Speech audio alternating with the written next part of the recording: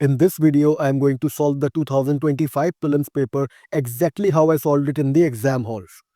मेरा ऑब्जेक्टिव है कि आपको लाइव एक्सपीरियंस मिले जैसे आप एग्जाम हॉल में मेरे साथ डेस्क पर बैठकर ही एग्जाम दे रहे थे on the exam day. You will get to know my raw thoughts and all the elimination techniques that I use to score 125 marks in this paper. इससे आपको ये पता चलेगा कि जो लोग कट ऑफ से 30 प्लस मार्क्स लाकर सिलेक्ट होते हैं उनके दिमाग में क्या चलता है और कहाँ वो भी ओवर थिंकिंग में फंसकर गलती कर देते हैं. So let us get started.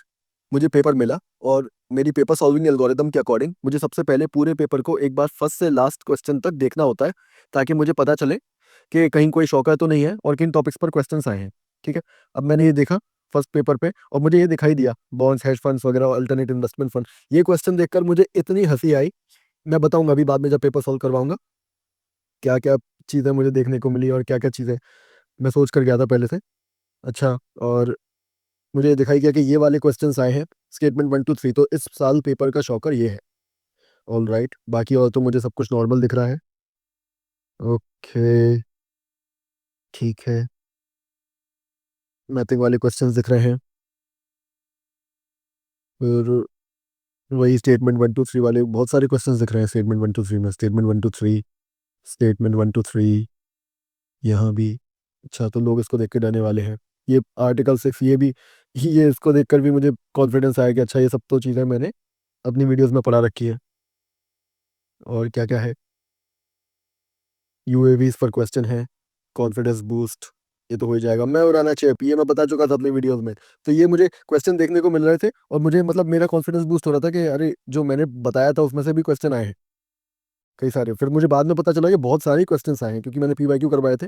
अच्छा, ये कुछ नए टाइप के क्वेश्चन दिखाई दिए मुझे जिसमें बहुत सारे नंबर्स लिखे हुए थे. ऑल राइट, यूपीआई पर क्वेश्चन है, सूर्य घर मुक्त बिजली योजना, ये मैंने आपको बताया था, इस पर मुझे क्वेश्चन दिखाई दिया. इसका मैंने एक लिंक भी शेयर किया था और एग्जैक्टली ये पूरा क्वेश्चन के सारे स्टेटमेंट उसी पीआईबी के जो आर्टिकल है उसमें से उठाए हुए हैं जिसका मैंने एक लिंक आपको शेयर किया था. अभी तक पूरे मेरे टेलीग्राम चैनल में मैंने एक ही पीआईबी का लिंक शेयर किया है और उसी में से ये वाला क्वेश्चन आ गया. अच्छा, चंपारण सत्याग्रह पर क्वेश्चन है. ऑल राइट, अरे जिन्ना क्या कर रहा है, ये मुझे दिखाई दिया था. जिन्ना क्या कर रहा है यहाँ पे, पहली बार जिन्ना पूछ लिया. चलो चलो, यूपीएससी वो देती रहती है. शॉकर्स, ये सेल्फ रिस्पेक्ट मूवमेंट नाइकर, ये मुझे दिखाई दे गया था. ये 2019 में पूछा था, ये भी मैं करवा चुका हूँ. All right, rare earth metals पे क्वेश्चन है, सिल्वर आयोडाइड वगैरह, रेनफॉल, ये भी मैंने पढ़ा रखा है आपको. स्पेड एक्स बता रखा है. ठीक ठीक ठीक, तो इसका मतलब मुझे दिखाई दिया कि पीवाईक्यू की सीरीज से बहुत सारे क्वेश्चंस आए थे जो मैंने पीवाईक्यू कीवर्ड एनालिसिस वाली सीरीज बताई थी. बिमस्टैक पे क्वेश्चन है, बिमस्टैक हमने कई बार देखा है. ब्रिक्स पे क्वेश्चन है, ठीक है. खो खो वर्ल्ड कप, अरे वाह, खो खो पूछ लिया. चेस, वेरी गुड, चेस मैंने आपको बताया था. तो अब मुझे क्वेश्चन पेपर देखकर ही समझ में आया कि मेरी जो पीवाईक्यू सीरीज थी उससे बहुत सारे क्वेश्चन आए हैं. तो इसका मतलब मुझे एकदम बूस्टअप हो गया कि हाँ ठीक है, इस पेपर को करने में इतनी ज़्यादा मुश्किल नहीं होगी. तो मैं वापस पहुंचता हूँ अब. So question number 1, with reference to investments consider the following. ठीक है, bonds, hedge funds, stocks, and venture capital. How many of the above are treated as alternative investment funds? अब एक्चुअली बताऊं तो ये क्वेश्चन जब मैंने पहली बार देखा, अब ये पहला ही क्वेश्चन था और मेरा सेट भी ए था. तो मैंने जब ये क्वेश्चन सबसे पहली बार देखा, पहला ही क्वेश्चन देखा, तो मुझे हंसी आ गई क्योंकि मैंने ये क्वेश्चन एग्जैक्टली प्रिडिक्ट कर रखा था अपनी हिंट एनालिसिस वाली वीडियो में जिसमें मैंने 2024 का पेपर एनालाइज किया था और उसके अकॉर्डिंग 2025 के क्वेश्चंस प्रिडिक्ट करने की कोशिश की थी. वो वीडियो थी ये वाली. अगर आपको वो वीडियो देखना है तो टाइम स्टैम्प 16/6 ये वाली वीडियो में जाकर आप देख लेना और यही क्वेश्चन वहीं का वहीं मिल जाएगा. 9 महीने पहले, यानी पेपर से बहुत कुछ महीने पहले मैंने अपलोड की थी. लिंक इसका डिस्क्रिप्शन में है. ठीक है, ओके. और ये अकेला क्वेश्चन नहीं है, ऐसे कई सारे क्वेश्चन थे. मुझे कुछ 20+ क्वेश्चन मिले थे अपनी सारी वीडियोज में जो मैंने 2025 प्रीलिम्स के लिए बनाई थी. उसके लिए मुझे बहुत सारे क्वेश्चन मिले जो कि मैं आगे एक वीडियो बनाऊंगा जिसमें मैं अपनी अकाउंटेबिलिटी बताऊंगा कि कैसे मैंने जो बताया था वो कुछ काम का था भी या नहीं. ऑलराइट, अभी ये क्वेश्चन को देखते हैं. देखो, फंड्स क्या होता है. फंड्स का मतलब ये सिंपल ये है कि आप किसी एक जगह पे पैसे रख रहे हो. ठीक है, किसी एक पर्टिकुलर रीजन के लिए एलोकेट कर रहे हो. इन्वेस्टमेंट फंड्स क्या होते हैं, यानी एक ऐसी जगह पैसे रख रहे हो जहां पर आपको उम्मीद है कि पैसे बढ़कर वापस आएंगे, उसे ही कहते हैं इन्वेस्टमेंट. ठीक है. ऑल्टरनेटिव का मतलब क्या है, जो चीज़ नॉर्मल होती है उससे अलग हटके कुछ करना. है ना। नॉर्मल कोई एक चीज़ है, रेगुलर तरीके से आप करते हो, उसका कोई ऑल्टरनेटिव रूट से अगर आप कर रहे हो तो उसे कहते हैं ऑल्टरनेटिव। तो ऑल्टरनेटिव इन्वेस्टमेंट फंड्स का मतलब क्या होगा? आप इन्वेस्ट करते हो तो उसको ऑल्टरनेटिव तरीके से कैसे करोगे? यानी रेगुलर तरीके से आप इन्वेस्ट कैसे करते हो? आप गोल्ड खरीद लेते हो या फिर आप ज़मीन खरीद लेते हो, वो सारी चीज़ें होती हैं। तो वैसे ही कई और अलग तरीके भी होते हैं जो मॉडर्न तरीके कुछ आजकल नए आए हैं। कुछ मॉडर्न तरीके जो आजकल नए आए हैं, जो टेक्नोलॉजी की वजह से भी आए हैं, जैसे बिटकॉइन वगैरह है, तो ये ऑल्टरनेट इन्वेस्टमेंट्स है। अब ये ऑल्टरनेटिव इन्वेस्टमेंट फंड्स क्या होते हैं, वो हम देखेंगे, ठीक है? तो वो पूछ रहे हैं कि ऑल्टरनेटिव इन्वेस्टमेंट फंड्स कौन-कौन से हैं? तो इन्वेस्ट आप कहाँ-कहाँ करते हो रेगुलरली आजकल? आप पहले भी इन्वेस्ट करते थे, अभी भी इन्वेस्ट करते हो, तो बॉन्ड्स में इन्वेस्ट करते थे। गवर्नमेंट सिक्योरिटी, कॉर्पोरेट बॉन्ड्स वगैरह, ये तो रेगुलर सभी करते थे। इसमें कोई बड़ी बात नहीं होती थी। स्टॉक्स में आपने कई बार सुना होगा, लोग स्टॉक मार्केट में, शेयर मार्केट में पैसा लगाते हैं, वो सारी चीज़ें। हेज फंड का नाम आपने नहीं सुना होगा, वेंचर कैपिटल का नाम आपने इतना रेगुलरली नहीं सुना होगा। मतलब ऑफ कोर्स अगर आप यूपीएससी की प्रिपरेशन कर रहे हो, ये चीज़ें आपने पढ़ी हो सकती हैं, पर इन जनरल एक नॉर्मल इंसान को नहीं पता रहता।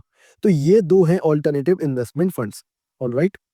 ओके, सो ये है कन्वेंशनल इन्वेस्टमेंट, यहाँ रेगुलर लोग इन्वेस्ट करते हैं। ये अल्टरनेटिव है, ये कुछ नए आए हैं आजकल। तो 2 एंड 4 इसका आंसर होगा, तो क्या है? B, alright? तो आप बेसिक कॉमन सेंस से आप इसे कर सकते थे, अगर आप थोड़ा-सा नॉलेज को अप्लाई करते तो ये क्वेश्चन हो जाता। या फिर आपने वो मेरी वीडियो देखी होती तो आपने पढ़ लिया होता। अब ये सेकंड क्वेश्चन।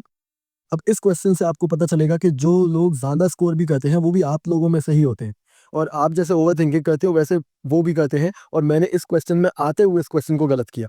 क्यों? क्योंकि मैं ओवरथिंकिंग वाले रूट पे निकल गया था। अब देखो, which of the following are the sources of income for Reserve Bank of India? अब ये क्वेश्चन ईज़ी हो सकता है क्योंकि स्टैटिक में हम पढ़ते हैं कि आरबीआई के क्या-क्या सोर्सेज हैं इनकम के। तो हम देखते हैं, देखो, buying and selling government bonds. अब नॉर्मल है, वो गवर्नमेंट के बॉन्ड्स खरीदते हैं, सेल करते हैं, तो उसमें कुछ इनकम होती है, प्रॉफिट होता है, तो ये सही है। Buying and selling foreign currency, या फॉरेन करेंसी ऊपर नीचे होती है तो उससे भी इनकम होती है, सेकंड ये भी ठीक है। Pension fund management. अब पेंशन फंड, ये चीज़ मुझे नहीं पता थी कि इसमें ये होता है कि नहीं होता है, इसका मुझे कुछ आइडिया नहीं है, ठीक है। लेंडिंग टू प्राइवेट कंपनीज, क्या आरबीआई प्राइवेट कंपनीज को लोन देता है? नहीं देता, तो हो तो गलत हो गया। फोर गलत, यानी बी और सी तो नहीं है। अब या तो ये होगा या फिर ये होगा। तो अब ये printing and distributing currency notes. अब देखो, ये मुझे पता था कि इसको कहते हैं सीनियरेज। अब इसमें क्या होता है कि आरबीआई जो करेंसी नोट्स होते हैं उनको प्रिंट करता है, ठीक है। अब प्रिंट करने में जैसे 1 रुपये लगा किसी 500 रुपीज़ के नोट को प्रिंट करने में, तो 499 का फायदा हो गया आरबीआई को, ठीक है। तो ये होता है सीनियरेज। अब ये मुझे पता तो था, पर ये इनकम का सोर्स है क्या आरबीआई का? क्योंकि अब जैसे एक तरीके से आरबीआई ने 499 अर्न तो किए, पर क्या ये इनकम है, या फिर मतलब इसको इनकम बोलेंगे क्या, क्योंकि कहीं से पैसा आ नहीं रहा। तो मुझे ऐसा लग रहा था, मैंने ये सोचा कि इनकम नहीं होगा। तो ऐसे ही ओवरथिंकिंग करके बहुत सोचा मैंने इसमें, और फिर मैंने इसको 5 को गलत समझ लिया और मैंने ए लगा दिया इसका आंसर, जबकि इसका आंसर ज़्यादातर कोचिंग इंस्टीट्यूट्स ने डी दिया हुआ है, ठीक है? तो ये मेरा गलत हो गया। पहला वाला मेरा सही था, दूसरा वाला मेरा गलत हो गया, ठीक है? नेक्स्ट, अब देखो, थर्ड क्वेश्चन। ये मैंने आपको कैसे करना होता है, इस तरीके के क्वेश्चन मैंने आपको अपनी कीवर्ड एनालिसिस वाली वीडियो, जिसमें मैंने आपको एलिमिनेशन टेक्निक्स भी बताई थी, उनमें ये क्लियरली मैंने आपको बता रखा था। Government of India consider the following statement, ठीक है। How many of the how many of the above rows is the information correctly matched, ठीक। अब एक ऑर्गेनाइजेशन दी हुई है, फंक्शंस दिए हुए हैं, और ये किसके अंदर काम करती है। बहुत ही ज़्यादा डिफिकल्ट क्वेश्चन। मतलब पहले यूपीएससी मिनिस्ट्रीज पूछता था, वो भी हमें याद नहीं होती थी, अब वो डिपार्टमेंट पूछने लग गया। तो ये वाला क्वेश्चन है ना, ये किसी को भी नहीं आता होगा, ना ये किसी बुक में दिया हुआ है, मैंने भी बहुत पढ़ाई की है। ये पीवाईक्यू उससे भी नहीं था, क्योंकि पीवाईक्यूज मैंने कवर किए थे। तो ये क्वेश्चन, जब इस तरीके के क्वेश्चन आते हैं ना, रैंडम क्वेश्चन, जहाँ पर नॉलेज नहीं लग रही हो, ठीक है, जहाँ पर लॉजिक भी नहीं लग रहा हो, इसमें कोई लॉजिक भी नहीं लग रहा कि इन्फोर्समेंट है, फ्यूजिटिव इकोनॉमिक ऑफेंडर्स, फिर होम अफेयर्स, कई चीज़ें, मतलब ये बहुत कॉम्प्लेक्स क्वेश्चन लग रहा है। तो ऐसे टाइम पर आपको हैक्स लगानी चाहिए। और हैक्स क्या है, मैंने आपको बताई थी। अगर 5 स्टेटमेंट का क्वेश्चन होगा तो 3 सही हो जाएगा। 3 स्टेटमेंट उसमें सही होंगे, 2 गलत होंगे।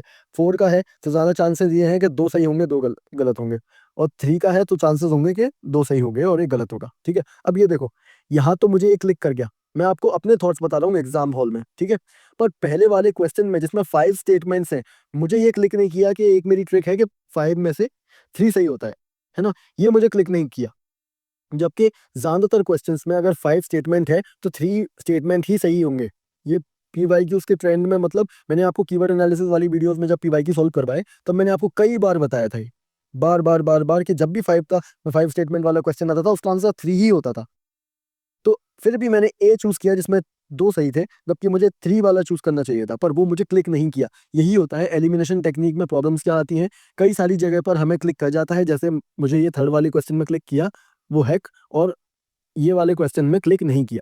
तो ये भी प्रॉब्लम्स होती है। तो रियल टाइम में जैसे कई लोग आपको बोलते हैं कि एलिमिनेशन टेक्निक से ही सब कुछ हो जाता है, मैं आपको एक्चुअली एग्जाम हॉल में मैंने पेपर कैसे सॉल्व किया वो मैं आपको बता रहा हूँ, तो आपको ये भी समझ में आएगा कि एलिमिनेशन टेक्निक कितना काम करती है और कितना नहीं करती।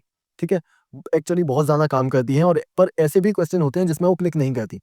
तो बस ये है कि मुझे लोगों से ज़्यादा क्लिक करवानी है। मतलब अगर ज़्यादा लोगों को 5 या 6 क्वेश्चन में होती है, तो मुझे 15 से 16 क्वेश्चन में क्लिक कर जानी है। इतनी मुझे प्रैक्टिस करनी होगी, तब जाके मेरा सिलेक्शन होगा।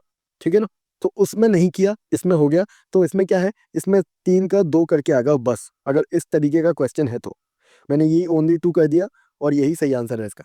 ठीक है? क्योंकि आप ओवरथिंक करोगे जो भी होगा, नेट पॉजिटिव आपको तभी मिलेगा जब आप जो एस्टेब्लिश्ड फ्रेमवर्क्स हैं उनका यूज करोगे।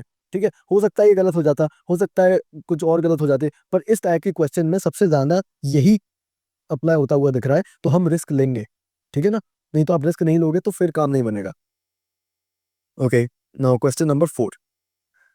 अब देखो ये वाला क्वेश्चन था, ये क्वेश्चन की टेम्पलेट मैंने आपको 2022 वाले पेपर में सॉल्व कराई थी।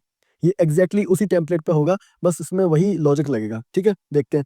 RBI mandates all the listed companies in India to submit a business responsibility and sustainability report। देखो, आपको याद होगा अगर आपने पीवाईक्यूज किए हुए हैं तो, और अगर मेरे साथ किए हुए हैं तो भी याद होगा। उसमें एक क्वेश्चन था ब्रिक वर्क्स टेक्नोलॉजी वाला, जिसमें जो क्रेडिट रेटिंग एजेंसीज हैं उसमें ये कहा था कि आरबीआई उनको रेगुलेट करता है, कुछ इस टाइप का था, जबकि आरबीआई को स्वैप कर दिया गया था, वो एक्चुअली सेबी रेगुलेट करता था। ठीक है, और यहाँ भी एग्जैक्टली वही है। आरबीआई यहाँ पर गलत दिया है, एक्चुअली ये सेबी है जो ये रिपोर्ट पब्लिश कराता है। ठीक है, तो ये देखो ये 2022 का वही क्वेश्चन है जिसमें आरबीआई कंपनीज का क्रेडिट रेटिंग पब्लिश कराता है, ये बोला गया है, पर एक्चुअली ये गलत है। इसको आरबीआई को सेबी के साथ स्वैप कर दिया है। ठीक है, तो वैसे ही अब देखो ये वाला फर्स्ट स्टेटमेंट गलत हो जाएगा, तो वन गलत वन गलत वन गलत, और डायरेक्ट सेकंड वाला आंसर आ जाएगा, बी आंसर आ जाएगा। तो वैसे ही उस क्वेश्चन में भी आरबीआई लिख दिया गया है, किसकी जगह, सेबी की जगह। ठीक है, तो ये लिस्टेड कंपनीज, अरे भाई लॉजिक आप ये लगाओ कि आरबीआई का कंपनी से क्या काम, आरबीआई तो बैंक को रेगुलेट करता है। आरबीआई कंपनीज को नहीं करता, कंपनीज को सेबी रेगुलेट करता है। ठीक है, तो ये फर्स्ट स्टेटमेंट गलत हो जाएगा। ठीक, अब क्या, अगर ये फर्स्ट गलत हो गया तो फिर ए नहीं हो सकता और सी नहीं हो सकता, अब इन दोनों में से। In India, a company submitting BRSR makes disclosures in the report that are largely non financial in nature. ठीक है, वो बोल रहे हैं कि नॉन फाइनेंशियल यानी प्रॉफिट लॉस वगैरह इससे रिलेटेड नहीं होती, वो किसी और चीज से होती है। अब आपको दिख रहा है नाम पर उस रिपोर्ट का, business responsibility and sustainability report. अब ये रिस्पॉन्सिबिलिटी एंड सस्टेनेबिलिटी की बात चल रही है, तो ठीक है, इसमें फाइनेंशियल प्रॉफिट लॉस वगैरह की बात नहीं चल रही होगी, क्योंकि ये मॉडल्स और उस टाइप की बात लग रही है मुझे। तो ये लॉजिकल है कि हाँ ये सही हो सकता है, पर ये तो डेफिनेटली गलत है। तो 1 गलत हो जाएगा, 2 सही हो जाएगा, और फिर इसका आंसर क्या होगा, बी 2 ओनली। ऑलराइट, इस लॉजिक से मैंने ठीक कर दिया। कैसे, क्योंकि मैंने पीवाईक्यूज किए हुए थे, और मुझे पीवाईक्यूज में जो टेक्निक्स वगैरह जो लॉजिक्स वगैरह लगे थे वो याद थे, तो मुझे वही क्लिक किया कि ये वही जैसे उन्होंने पहले किया था वैसे ही अभी तो नहीं किया। तो मुझे यहाँ कंपनीज दिखाई दिया जो कि उसी की तरह सेबी वाले क्वेश्चन की तरह ही था, और उन्होंने बिल्कुल वैसा का वैसा ही कर दिया। ठीक है, ये है वो 2022 की वीडियोस। ऐसे ही सभी 2024, 2023, 2021, इन सभी वीडियोस में से आपको इस पेपर में एक दो क्वेश्चन जरूर मिल जाएंगे। तो इसका ये अपना सही हो गया। Okay, question number 5। अब देखो ये भी मैंने आपको 2022 के पेपर में एग्जैक्ट टेम्पलेट से सॉल्व कराया था, और मैंने आपको कहा था कि इस टेम्पलेट पे आने वाला स्टेटमेंट गलत होता है। अब मैं आपको बताता हूँ कैसे। ये देखो, ये 2022 का क्वेश्चन है और ये 2023 का। इसमें लिखा हुआ है आईआईबीज आर नॉट टैक्सेबल, ये स्टेटमेंट गलत है। 3 गलत, 3 गलत, 3 गलत, ए इसका सही आंसर आ जाएगा। इसमें देखो exempted from tax invites, exempted from tax, बिल्कुल गलत। तो फर्स्ट स्टेटमेंट गलत हो जाएगा और डी इसका आंसर आ जाएगा। तो आप देख रहे हो ना, ये मैं आपको पहले ही बता चुका था। In India, income from allied agricultural activities like poultry farming, like wool rearing in rural areas is exempted from any tax. Exempted from any tax. 2022 में ऐसा क्वेश्चन था जिसमें कोई एक चीज दे रखी थी और उन्होंने उन्होंने कहा था कि इस पे एक भी टैक्स नहीं लगता। और मैंने आपको कहा था कि अगर कोई भी ऐसा स्टेटमेंट आए जिसमें ये लिखा हो कि इसमें एक भी टैक्स नहीं लगता, उसको बिना सोचे समझे गलत मान लेना, वो गलत ही है, ठीक है? और मैंने भी बिल्कुल वैसा ही किया, मैंने इसको गलत माना और ये वन स्टेटमेंट को गलत मानोगे तो सिर्फ एक ही स्टेटमेंट ऐसा है जिसमें वन इज नॉट करेक्ट है। देखो statement one is correct, both statement one and two are correct, both statement one and two are correct. तो आपने जैसे एक को एलिमिनेट किया, आपको ऑटोमेटिकली आंसर डी आ गया, ठीक है? Statement one is not correct, ठीक? तो ये ऐसे ही सॉल्व हो गया, आपको ये पढ़ने की जरूरत भी नहीं पड़ी। फिर भी हम देख लेते हैं। In India rural agricultural land is not considered a capital asset under the provisions of income tax act 1961। अब देखो, इनकम टैक्स एक्ट हमने पढ़ा नहीं है तो पता नहीं क्या होगा। ये बहुत ही टफ स्टेटमेंट है, पर इसको पढ़ने की भी जरूरत नहीं थी। तो ऐसे ही होता है कि क्वेश्चन इससे सॉल्व हो रहा है, पर यूपीएससी फिर डराने के लिए एक और खतरनाक स्टेटमेंट देता है, पर ये वाले स्टेटमेंट की जरूरत थी नहीं, इसी से सॉल्व हो जा रहा है वो क्वेश्चन, ठीक है? चलो नेक्स्ट क्वेश्चन। और हाँ, अगर आप ये वीडियो अपने फ़ोन पर देख रहे हो तो यूट्यूब ने अभी एक नया फीचर लॉन्च किया है, टू हाइप द वीडियो। अगर आपको ये वीडियो पसंद आई हो तो प्लीज़ हाइप करिए इस वीडियो को। मुझे पता नहीं इससे होता क्या है, पर आप मैक्सिमम 3 बार हाइप कर सकते हो किसी एक वीडियो को। एंड जो भी होता होगा, अगर आप करोगे हाइप तो फिर मुझे पता चलेगा, तो फिर मैं नेक्स्ट वीडियो में आपको बताऊंगा कि क्या होता है। Consider the following statements. India has joined the Mineral Security Partnership as a member. ठीक है, ज्वाइन किया होगा। India is a resource-rich country in all the 30 critical minerals that it has identified.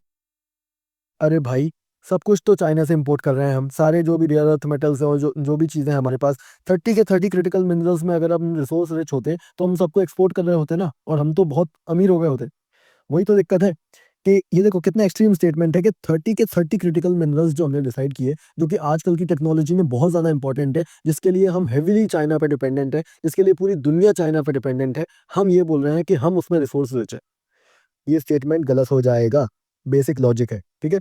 To को हटाओ, ये हटाया टू को, ये हटाया टू को, ये हटाया टू को, सी इसका डायरेक्ट सही आंसर आ गया। क्यों? क्योंकि ए बी और डी तीनों में टू है, तो सी इसका सही आंसर आ गया, ठीक है?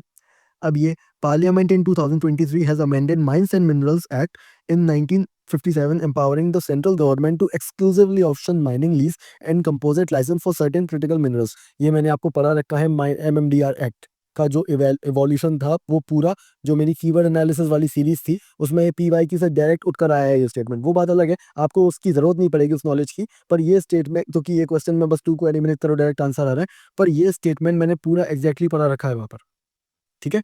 तो मैं एक प्रूफ वीडियो बनाऊंगा, मेरी अकाउंटेबिलिटी वीडियो, जिसमें मैं सारी वीडियोस, सारे जो भी क्वेश्चंस आए थे जो मेरी वीडियो से सॉल्व हो रहे थे, जो मैंने पीवाईक्यूज और जो भी जितनी भी वीडियोस बनाई थी 2025 को लेकर, पेपर से पहले, तो उनके लिए मैं सारी वीडियोस के प्रूफ आपको दिखाऊंगा कि यहाँ से क्वेश्चन आया और ये मैंने बता रखा था। अगर आया होगा, अगर नहीं आया होगा तो बिल्कुल मैं एक्सेप्ट करूंगा, ताकि आपको भी पता चले कि जो मैं बता रहा हूँ आपको वो एक्चुअली फ्रूटफुल है भी या नहीं, ठीक है?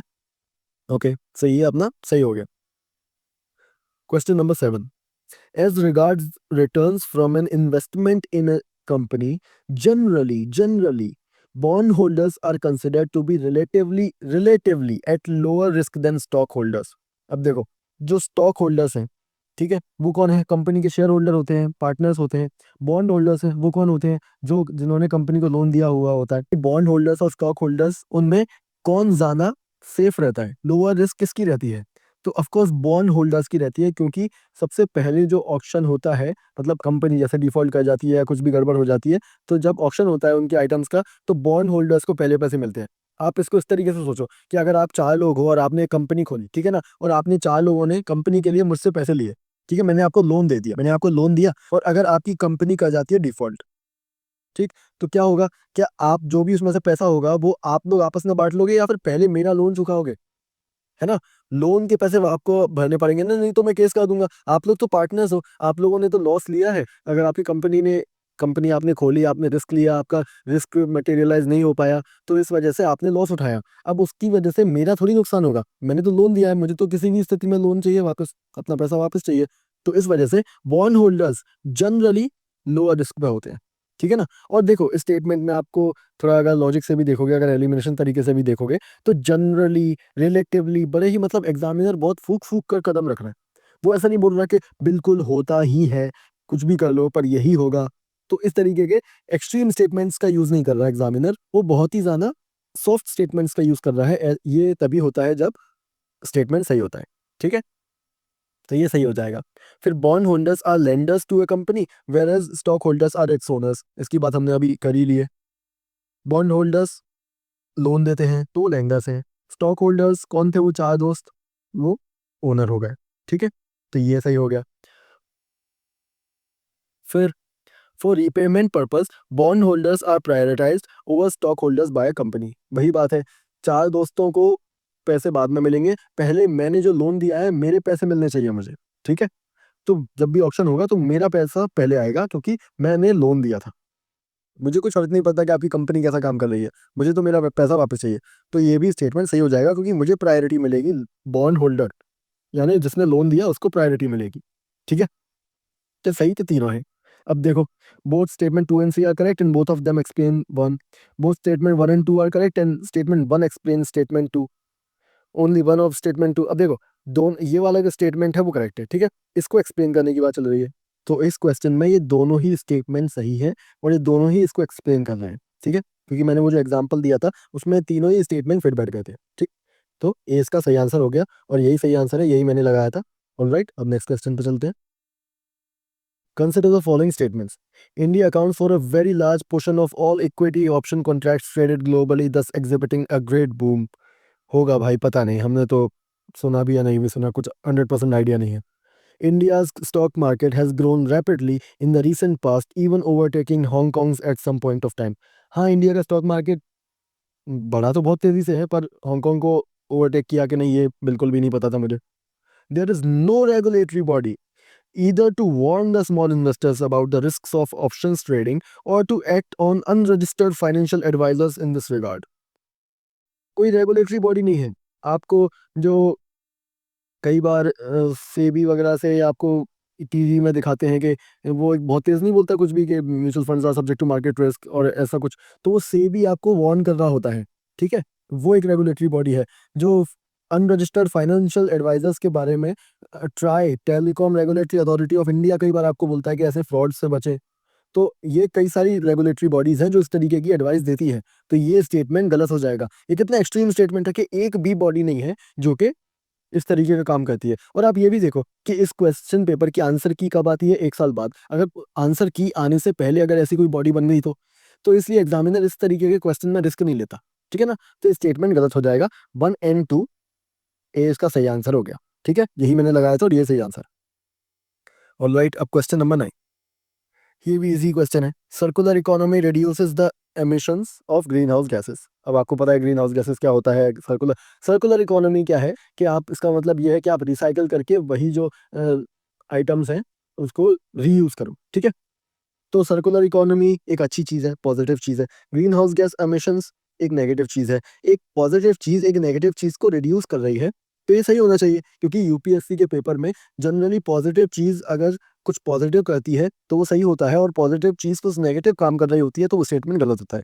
बिल्कुल वैसे ही जब नेगेटिव चीज़ कुछ अच्छा काम कर रही होती है तो वो स्टेटमेंट गलत होता है और नेगेटिव चीज़ जब कोई नेगेटिव काम कर रही होती है तो वो स्टेटमेंट सही होता है। यहाँ पर सर्कुलर इकोनॉमी नेगेटिव चीज़ को रिड्यूस कर रहा है यानी अच्छा काम कर रहा है, तो ये सही होना चाहिए। पर फिर भी हम देख लेते हैं। सर्कुलर इकोनॉमी रिड्यूस करती है green house gas emission. Of course अगर आप नया नया रॉ मटेरियल दोबारा यूज़ करोगे, यानी अगर आप कुछ भी जो मिनरल्स हैं उसको आप निकालोगे तो उसमें से ग्रीन हाउस गैसेस निकलेंगी। तो इससे अच्छा अगर आप रीयूज़ कर दो, रिसाइकिल कर लो, तो ग्रीन हाउस गैसेस कम होंगी। सेकेंडली, आप अगर रिसाइकिल करोगे तो यानी आप इंसिनरेट नहीं करोगे, आप जो भी वेस्ट है उसको जलाओगे नहीं, तो जलाओगे नहीं तो ग्रीन हाउस गैसेस नहीं निकलेंगी, आप उनको रीयूज़ करोगे, तो ये भी एक रीज़न है। तो ये वन स्टेटमेंट तो सही है। ठीक है, वैसे इसमें पूछा ही नहीं है कि वन स्टेटमेंट सही है कि नहीं, इसमें तो ये पूछा है कि कौन से, ये इन दोनों में से कौन से सही है और कौन सा एक्सप्लेन करता है इसको। ठीक है, ओके।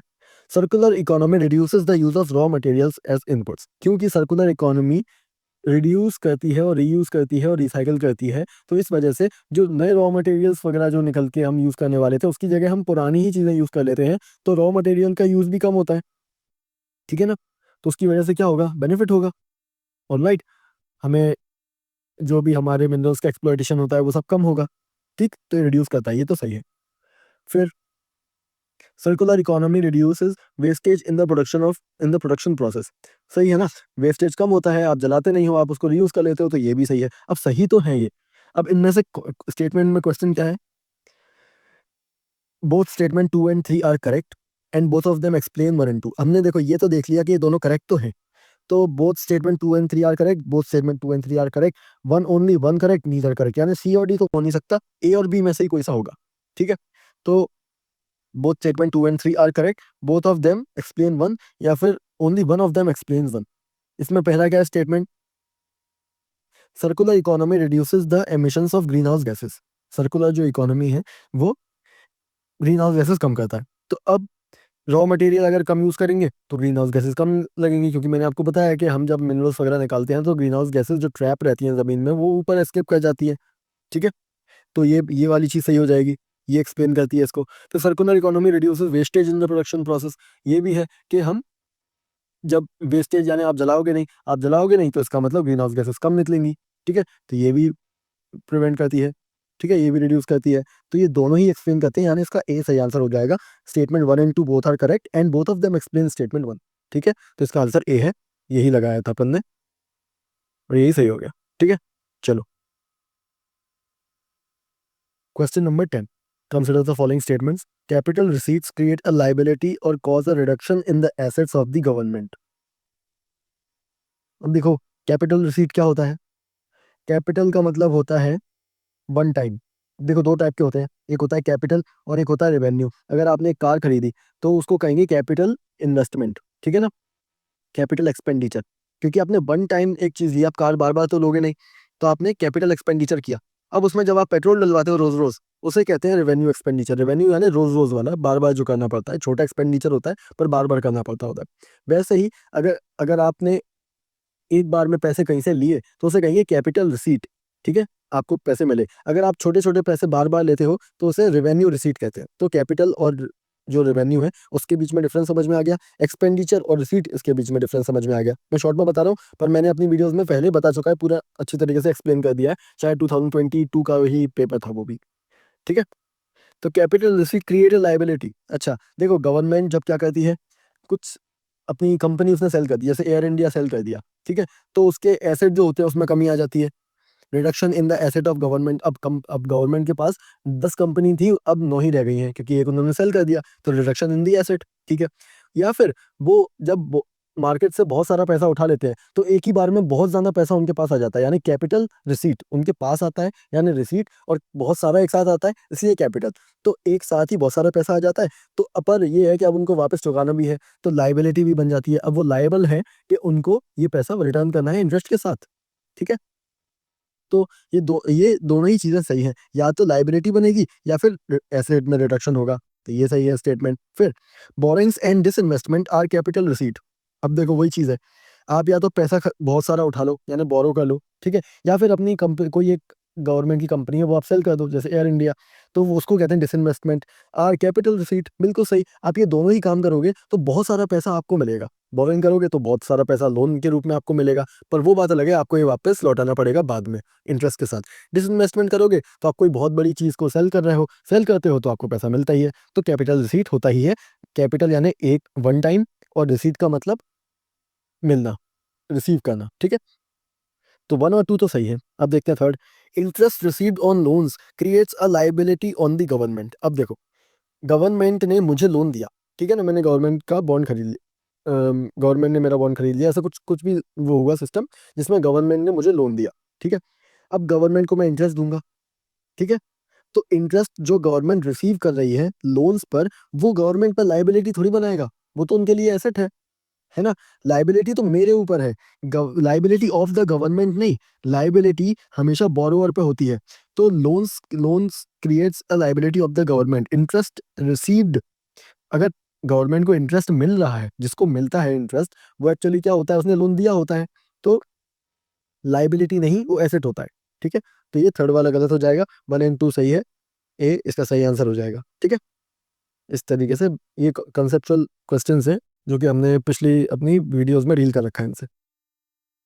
और हाँ, कई लोग मुझसे पूछ रहे थे कि मैं पीवाईक्यूज के लिए कौन सी बुक रिकमेंड करूंगा, तो ये वाली बुक मुझे ठीक लगती है। इसमें 31 ईयर्स के जीएस के पेपर्स हैं टॉपिक वाइज, तो ये सबसे अच्छी बात है। और साथ में इसमें सीसेट के भी पेपर्स हैं टॉपिक वाइज। तो अगर आपको कोई बुक चाहिए पीवाईक्यूज के लिए तो आप इसको ले सकते हो, ये इंग्लिश वर्जन है उसका, ये हिंदी मीडियम में है, ठीक है। मैं दोनों का ही लिंक आपको डिस्क्रिप्शन में दे दूंगा। और ध्यान रखना किसी गड़बड़ सेलर से मत लेना, नहीं तो वो डुप्लीकेट बेच देते हैं, उसमें बहुत सारे पेजेस फिर रिपीटेड निकलते हैं। All right. इसमें और इसको यूज़ कैसे करना है, आप कोई भी अगर टॉपिक पढ़ रहे हो, जैसे आप कोई सब्जेक्ट पढ़ रहे हो, पॉलिटी पढ़ रहे हो, तो आपको इसमें जो पॉलिटी वाला सेक्शन है उसके सारे क्वेश्चन आपको सॉल्व करने हैं। पढ़ना वरना नहीं है, वो पढ़ने वाला काम तो मैं करवाऊंगा आपको अपनी प्लेलिस्ट में, जो मैंने सीरीज लॉन्च की है उसमें। इसमें आपको सिर्फ सॉल्व करना है, ठीक है। तो आपको इससे ये पता चलेगा कि किस टाइप के क्वेश्चन आते हैं, और फिर आप वही वही आपका दिमाग उन चीज़ों पे ध्यान देगा।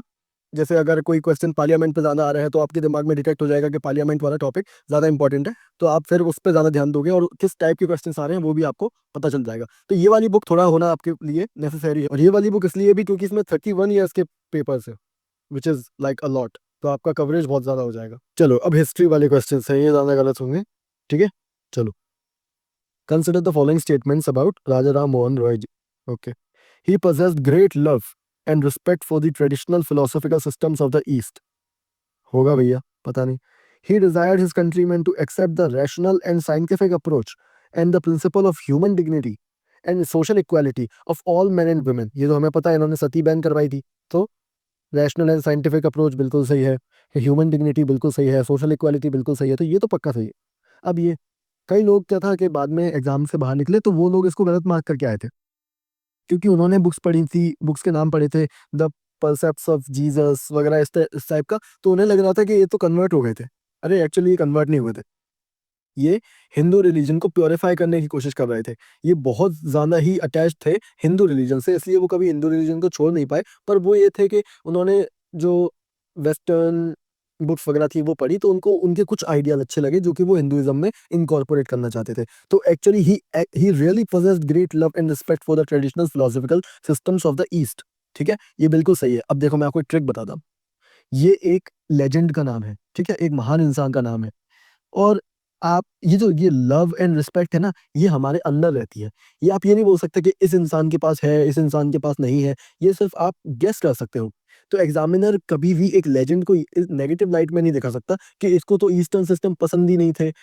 बिल्कुल क्लेम ऐसे एग्जामिनर नहीं कर सकता, ठीक है ना। तो इस टाइप के जब क्वेश्चंस आए ना, जिसमें एक महान इंसान को अच्छा दिखा रहे होंगे, देखो ग्रेट लव पोजेस करते थे, तो उसको सही ही मान दिया करो, उसको ज्यादा क्वेश्चन मत किया करो।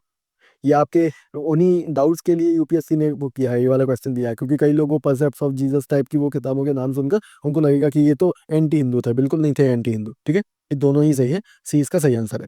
ओके, इसी तरीके से सॉल्व होगा ये। फिर consider the following subjects with regard to non cooperation programme. अब इसमें थोड़ा सा मैं कंफ्यूज हुआ था, क्योंकि नॉन कोऑपरेशन मूवमेंट और फिर नॉन कोऑपरेशन प्रोग्राम, ये मुझे थोड़ा कंफ्यूजन लग रहा था, तो इसलिए मेरा गलत हो गया था। ये boycotts of law courts and foreign cloth, तो ये ठीक है, मुझे लगा कि हाँ नॉन कोऑपरेशन में बॉयकॉट किया होगा, ठीक है। Observance of strict non violence, हाँ ये भी गांधी जी के टाइम पे चीज़ बहुत चल रही थी, तो फिर ये भी सही होगा, ये मैंने सोचा। Retention of titles and honours without using them in public. Retention of titles, ये मुझे लग रहा था कि वो तो बात बात पे टाइटल्स रिनाउंस कर देते थे, तो इसलिए ये गलत हो जाएगा, ठीक है। Establishment of panchayat for setting disputes, ये स्टेटमेंट की वजह से मेरा आंसर गलत हो गया, क्योंकि मैंने कभी ये पढ़ा नहीं था कि ऐसे कुछ पंचायत वगैरह में डिस्प्यूट सेटल करने के लिए कुछ किया होगा, तो इसलिए मैंने इसको गलत मार्क कर दिया। मतलब मैं बहुत सोच रहा था इसके बारे में, मेरा दिमाग खराब हो गया, तो फिर मैं इसको गलत, इस वाले को गलत मार्क कर दिया। एक्चुअली ये सही था, तो इसका सही आंसर है ओनली सी, जबकि मैंने इसका लगाया बी, ठीक है ना। तो इसका सही आंसर क्या है, सी, कि ये मेरा गलत हो गया था। Alright, okay. अब देखो ये वाला क्वेश्चन है, 2016 में मैंने एग्जैक्टली पढ़ाया था, 2016 के पेपर में, यानी उसमें अरागट्टा पूछा जा चुका है पहले से। तो अरागट्टा क्या है, पर्शियन व्हील है, यानी वाटर व्हील, जिसमें अर्दन पॉट्स लगे रहते हैं आउटर एंड्स, और फिर इनको जो ऑक्स रहते हैं, बैल होते हैं, वो इनको खींचते हैं और कुएं में से पानी निकालते हैं, ठीक है। तो इसका आंसर है ये। ऑलराइट, 20 का सही आंसर हो जाएगा। अरागट्टा PYQ है 2016 का, और ये हमने हमारी वीडियोस में कवर किया था, तो यानी ये तो पक्का आप सॉल्व कर पाते, ठीक है।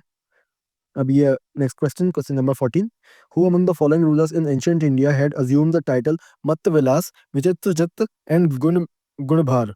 ओके, तो अब देखो ये वाले क्वेश्चन में मैंने बहुत सारी चीज़ें सोची, तो मुझे फिर है ना ऑड वन आउट लगाया मैंने, क्योंकि मुझे एग्जैक्टली बिल्कुल भी नहीं पता था, पर मैंने सोचा कि शायद ऑड वन आउट इसमें काम कर जाएगा। तो इसमें ऐसे ये वर्मन वर्मन ये चल रहा है, वर्मन वर्मन वर्मन, और यहाँ पर वर्मन नहीं है, सिम्हा विष्णु है। तो मैंने ऐसे ही कुछ हीरो बना और मैंने ये बी लगा दिया इसका आंसर, जबकि इसका आंसर ये बी नहीं है, इसका आंसर ए है। तो ये मेरा गलत हो गया। तो ये हिस्ट्री वाले क्वेश्चन रहते हैं इसमें, पता नहीं आप लोगों के कैसे होते हैं, पर मेरे तो गलत होते हैं। तो अगर आपके भी गलत होते हैं तो आप कमेंट सेक्शन में लिखो, तो मैं इन पर थोड़ा और ज़्यादा एनालाइज करूंगा, और फिर इस बार हमारे गलत नहीं होंगे। ऑलराइट, तो ये हमारे गलत हो गया। Next, 15, Fahian the Chinese pilgrim travel to India during the reign of. अब ये मुझे पता था, चंद्रगुप्त टू, ये बहुत ही कॉमन नॉलेज है, बेसिक बुक्स में मिल जाता है। ठीक है, तो इसमें ज़्यादा कुछ है नहीं इसमें, तो ये मैंने देखा और मैंने चंद्रगुप्त टू लगा दिया इसका, डायरेक्ट याद था मुझे। Question number 16. Who among the following led a successful military campaign against the kingdom of Sri Vijay, the powerful maritime state which ruled the Malay Peninsula, Sumatra, Java and neighboring islands? अब कौन थे जो लोग south east Asia में गए थे? ये है इंडिया का मैप, ठीक है, और ये रहा ये साउथ ईस्ट एशिया।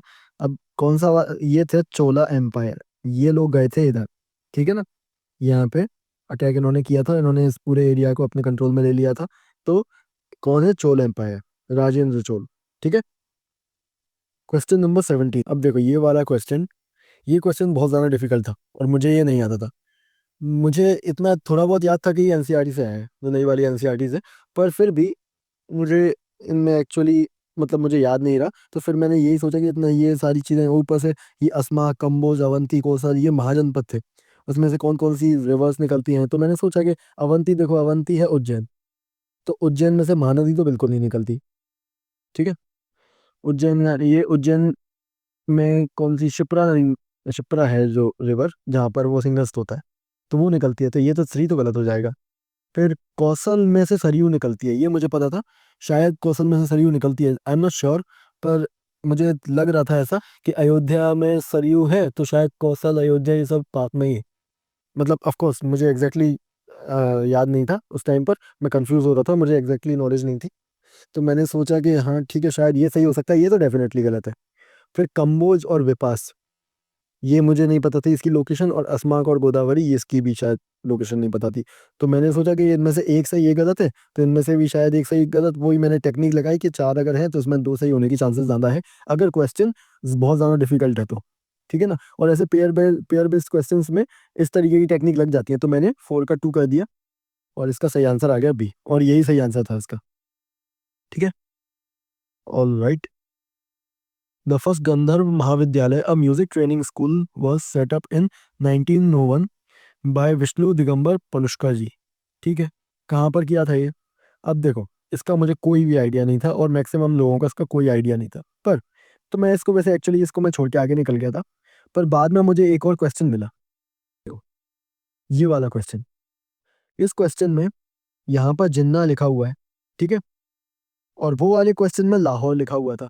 पहली बार मुझे दिखाई दिया कि यूपीएससी ने पाकिस्तान के अंदर की चीजें पूछी। ठीक है, कभी नहीं पूछते थे, जिन्ना का नाम तो कभी नहीं आया, मैंने 45 ईयर्स के पीवाई क्यू सॉल्व किए, कभी भी जिन्ना का नाम नहीं आया, लाहौर भी कभी नहीं देखा। तो मुझे इस क्वेश्चन में दो ये क्वेश्चन लिंक्ड लगे। ठीक है, तो मैंने एक ऐसे ही रिस्क लिया, मैंने सोचा कि अगर सोचो कि अगर ये दो क्वेश्चन है, ठीक है ना, ये दो क्वेश्चन है, इन दोनों में ही अगर मेरा, क्या तो ये है कि दोनों ही मेरे गलत हो जाएं, तो मैं नेगेटिव मार्किंग में रहूंगा। ठीक है ना, 0.66 प्लस 0.6 यानी 1.32 नेगेटिव मार्किंग में चला जाऊंगा मैं। अगर मेरा एक सही हो जाता है कोई सा भी और एक गलत हो जाता है, तो मुझे +2 मिलेगा और मुझे -0.66 मिलेगा, यानी मैं वही कुछ पॉजिटिव 1.32 के आसपास रहूंगा, है ना, 1.33। और अगर मेरे दोनों सही हो जाते हैं तो फिर मुझे +4 मिल जाएगा। तो यानी मैंने सोचा कि अगर मैं दो केसेस मेरे पास हैं जिसमें मुझे पॉजिटिव मिल सकता है, तो मैंने रिस्क लिया। मैंने क्या किया, मैंने दोनों ही पाकिस्तान वाले ऑप्शन पे टिक लगा दिया, मैंने यहाँ जिन्ना पे लगा दिया बिना सोचे। मुझे इसका भी आंसर बिल्कुल नहीं पता था, मुझे उसका भी आंसर बिल्कुल नहीं पता था, तो मैंने यहाँ पे जिन्ना लगाया, मैंने वहां पे लाहौर लगा दिया। ठीक है, और क्या था, इन दोनों में से मेरा वो जो ये जिन्ना वाला जिन्ना गलत हो गया और ये लाहौर सही हो गया। यानी मेरा एक गलत एक सही वाला केस हो गया, यानी मुझे दोनों में पॉजिटिव 1.32 मार्क मिल गए। इसी तरीके का नेट पॉजिटिव वाला लॉजिक आपको लगाना चाहिए। ये मैं कई बार यूज करता हूँ। अगर 2-3 क्वेश्चन मुझे लिंक लगते हैं, यानी ऐसा, या फिर ऐसा होता है कि 4 क्वेश्चन है जो कि मुझे बिल्कुल भी नहीं आ रहे, तो मैं चारों में फिर यही लॉजिक लगा के करूंगा कि 4 में से अगर एक सही हो गया तो मैं रिस्क फ्री हो जाऊंगा, अगर 4 में से 2 सही हो गए तो फिर मैं पॉजिटिव में आ जाऊंगा, अगर एक भी सही नहीं हुआ तो मैं नेगेटिव में चला जाऊंगा। ये सारी चीजें मैं सोचता हूँ। ठीक है। तो ये वाले क्वेश्चन में मैंने लाहौर लगा दिया, उसमें मैंने जिन्ना लगा दिया, तो जिन्ना मेरा गलत हो गया तो -0.66, और इसमें ये मेरा लाहौर सही हो गया तो +1.32, मतलब +2 मार्क्स। तो एक्चुअली नेट मेरे पास मिल गया 1.32। तो इस तरीके से मार्क्स बढ़ गए मेरे। ठीक है।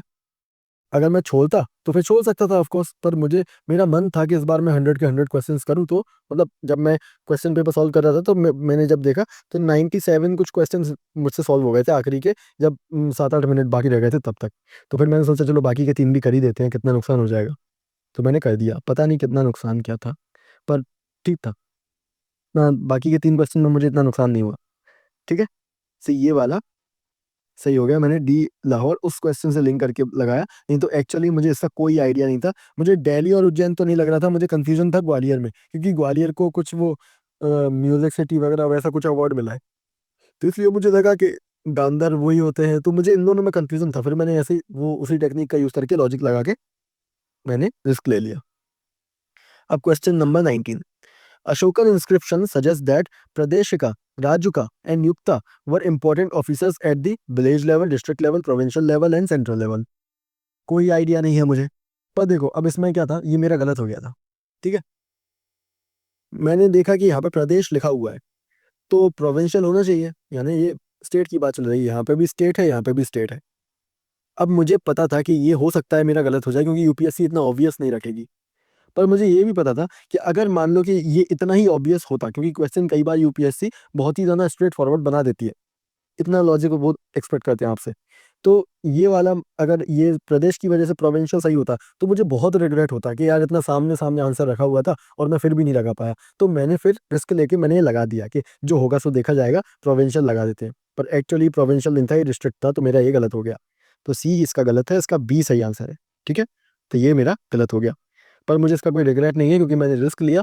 रिस्क मटेरियलाइज नहीं हुआ, बट इट्स फाइन। अगर रिस्क नहीं लेता तो ज्यादा दुख होता। ठीक है ना। Question number 20।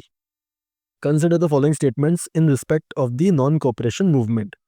The Congress declared the attainment of swaraj by all legitimate and peaceful means by its to be its objective. तो अब मुझे इस क्वेश्चन ने और टेंशन दे दिया, क्योंकि यहाँ पर लिखा है नॉन कोऑपरेशन मूवमेंट, और आपने पहले देखा था नॉन कोऑपरेशन प्रोग्राम लिखा था इसमें। तो मैं और ज़्यादा कंफ्यूज हो गया कि ये दो अलग अलग चीज़ें हैं क्या। तो ये वाली दिक्कत थी। अब मैं जब आपको ये पूरा पेपर सॉल्व कराऊंगा तो मैं आपको बताऊंगा एक्चुअली क्या है इसका, क्यों था वो सब। पर अभी आप ये देखो, सॉल्व करने पे ध्यान देते हो। तो the Congress declared the attainment of swaraj by all legitimate and peaceful means to be its objective.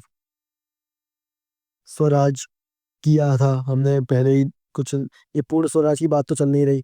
Swaraj तो हमने 1906 के आसपास, 1907 उस टाइम में ही कर लिया था। ठीक है। दादा भाई नौरोजी ने कि कनाडा टाइप और ऑस्ट्रेलिया टाइप का स्वराज चाहिए हमें। तो नॉन कॉपरेशन की मूवमेंट के टाइम तक हमने कर दिया होगा से रीट्रेट। तो ये मुझे लगा कि ये ठीक होगा। It was to be implemented in stages, with civil disobedience and non-payment of taxes for the next stage only if Farage did not come within a year and the government resorted to repression.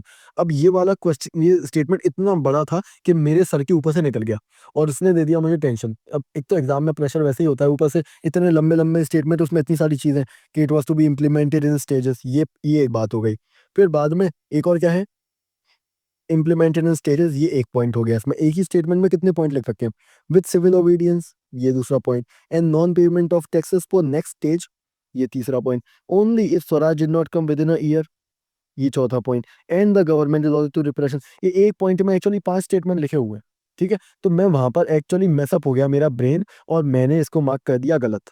ठीक है। इसको मैंने ठीक किया और मैंने इसका own ए लगा दिया। एक्चुअली इसका ये नहीं है, इसका सी इसका सही आंसर है। ठीक है। तो ये दोनों ही स्टेटमेंट सही हैं, पर एक्चुअली ये मैं थोड़ा मैसअप हो गया था मेरा ब्रेन, और मुझे इतना कॉन्फिडेंटली पता भी नहीं था कि ये क्या बोल रहे हैं, तो इस वजह से मेरा ये गलत हो गया।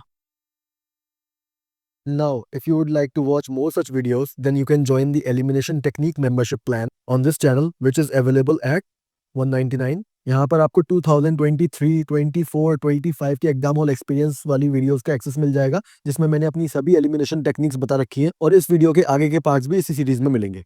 Alright, elimination technique at 199। और अगर आप 399 वाली मेंबरशिप लेते हो, यानी PYQ knowledge plus tricks, then आपको एग्जाम हॉल वीडियोस के साथ साथ PYQ एनालिसिस वाली सीरीज का भी एक्सेस मिल जाएगा, जिसमें आपको श्योर 30+ मार्क्स मिल रहे थे इन प्रीलिम्स 2025।